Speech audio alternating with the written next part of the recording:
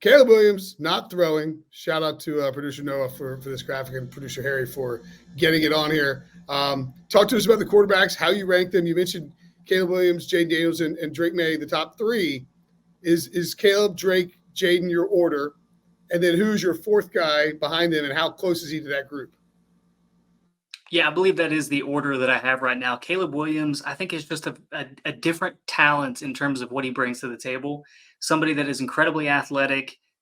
First and foremost, you have to be able to make plays from the pocket. You have to be able to operate on time, have good footwork in the pocket. I think he does. But you also need to have that creative side of you where you're able to extend plays and have the accuracy to make throws on the run, similar to what we've seen from a Patrick Mahomes or Josh Allen. I think that's where the players that are having success in the NFL are able to thrive. And I think Caleb Williams offers that level, that level of adaptability in the open space. Jaden Daniels, coming off a Heisman season, he's made as big of stride as anyone this past year. His decision-making has improved really well. He's capable of throwing with touch, somebody that's going to offer quite a bit as a runner. Drake May, part of my issue with him is that sometimes he will just throw the ball up into coverage, which is fine when you have a Tez Walker. I didn't think it was so much fine last year when you're throwing to Josh Downs, who is, sub 6 foot. As much as I love Josh Downs, not necessarily a jump ball athlete. So I wanted to see some improved decision-making this year. Didn't quite see him get to where I wanted him to be. So that's why he wasn't able to take that next step for me. But I still think he's one of the top quarterbacks here in this draft class. And then, as I alluded to, J.J. McCarthy, you see him there, expected to throw at the combine. He's that player that I think could get into that conversation. He comes from a run-heavy offense at Michigan. They're very hard-nosed, run it down your throat, but somebody that completed over 70% of his passes this past year. He rarely loses a football game, great leadership qualities. He's tough. That's going to allow him to endear himself to these to these NFL coaches, general managers, et cetera, looking for a proven winner. J.J. McCarthy is that guy.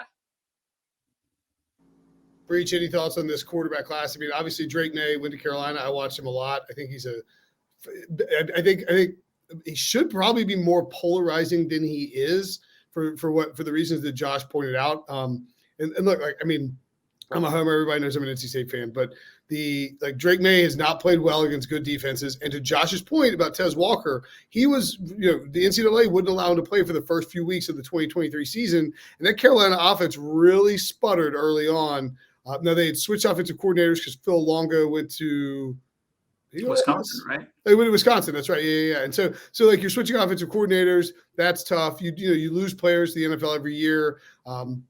I thought, Drake May got it going quickly after Tez Walker got there. He was vaulting himself. They were undefeated, top 10. He was sort of getting in the Heisman conversation. And then once again, and look, one of them was an NC State team that's got some players, some legitimate defensive players. He had to play NC State and he had to play Clemson, and he didn't play particularly well against good defenses. And that just has to be a red flag when you look at his production against those teams. The McCarthy thing is fascinating too, because Breach, this guy, I think Caleb Williams had more attempts than or more completions than J.J. McCarthy had attempts, which is wild. That's how run heavy that is. And of course, Bo Nix, 49 years old, Spencer Rattler been around for a while, and Michael Penix Jr. led his team to the freaking national championship. It's an this class, the Carolina Panthers gave away the number 1 overall pick in this draft class. It's unbelievable how stupid that was. This class is 40 times better than last year.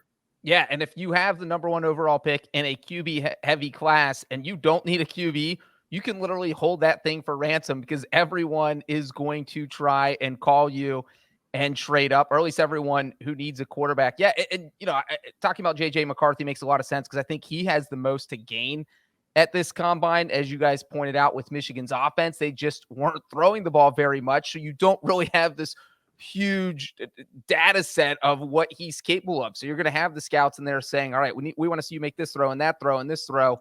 And so he might come out of this and wowing people. So I do think that he probably has the most to gain out of everyone on this list. But I think Jaden Daniels seems like a wild card. I would say he has the highest ceiling, maybe not the best prospect.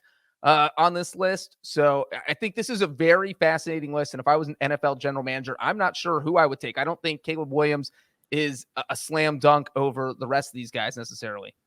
Yeah, and I think the other thing too about it is works out great for the NFL. Caleb Williams, a monster superstar. Drake May, a high-profile prospect. Jaden Daniels, the reigning Heisman winner. And then again, look at these guys. These are big-profile name quarterbacks in a draft that has the Bears up top with this Justin Fields decision that's going to drive the conversation like throughout the offseason. I know Josh wrote a piece about what they could do in terms of I believe you did, right? Like the possible trade possibilities with Justin Fields and all that. So it's from like a few weeks ago or whatever, but or months ago maybe.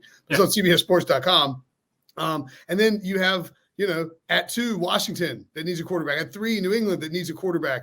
The Arizona Cardinals are out here tweeting about Kyler Murray being a franchise quarterback on Monday of the combine, as if to say, no, we're not looking at quarterbacks. Like, could you be more sensitive, Kyler Murray? My God, you need your team to tweet that out. This draft is going to be, it's gonna do monster numbers in terms of traffic and discussion and people thinking and talking about it just because of how interesting it is.